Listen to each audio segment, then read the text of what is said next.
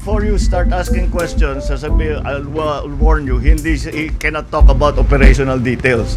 Kaya pag bigla kaming sasabat at sasabihin namin wag siyang sasagot, that's because it's still ongoing. But he can tell you what happened.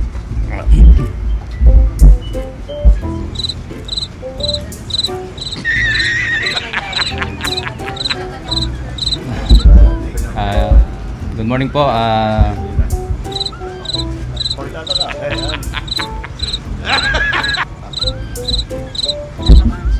Alam mo, sa training sa military at sa police, walang training para makakaharap sa press.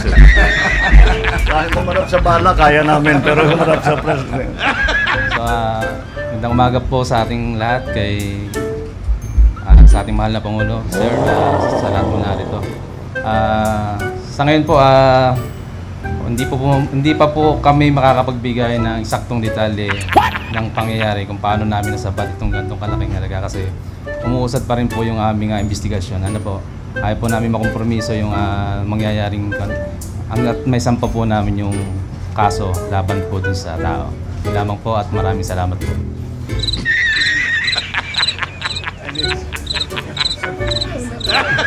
Na-interceptin nyo sa roadblock.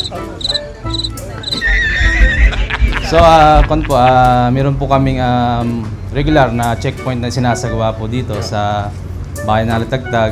So, as part of intensified crime prevention.